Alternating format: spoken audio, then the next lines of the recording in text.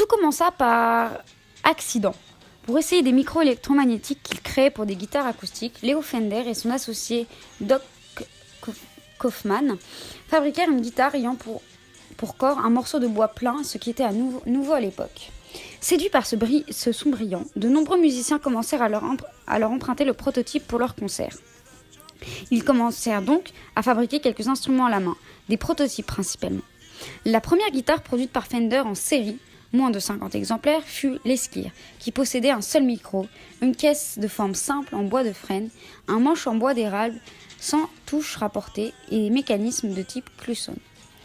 Ne se limitant pas aux guitares solid body, Leo Fender créa et commercialisa dès 1946 des amplificateurs très efficaces appelés Woodies. Ils sont suivis de nombreux autres modèles qui rencontrèrent le même succès que ces guitares. Par la suite, Fender fut racheté par CBS.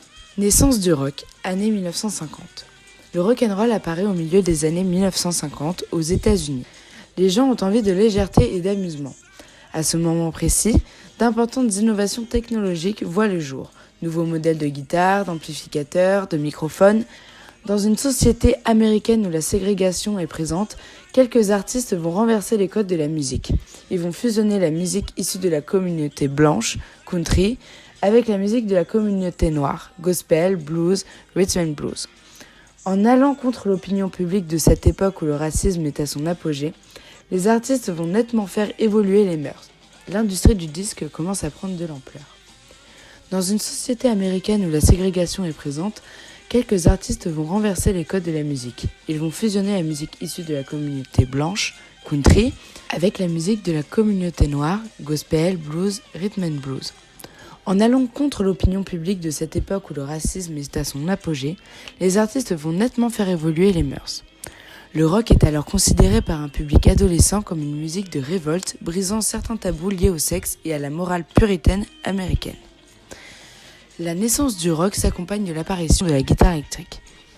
L'année 1962, premier concert des Rolling Stones, cette période est aussi marquée par de grandes figures comme Jimi Hendrix, les Doors, The Who, Pink Floyd ou Jefferson Airplane. Aujourd'hui, l'entreprise Fender a su s'actualiser avec les demandes de nos jours. Elles se démarquent toutes de leurs particularités. Sur les nouvelles gammes, nous pouvons choisir les couleurs, les touches et les cordes de guitare. Les deux nouvelles guitares que Fender présente sont une Stratocaster et une Telecaster. La Stratocaster de la nouvelle gamme est un mélange de rose et de bleu, dans un style décalé mais qui reste gai et épuré. En ce qui concerne la Telecaster, elle est de couleur marron, beaucoup plus simple avec quelques petits détails cependant.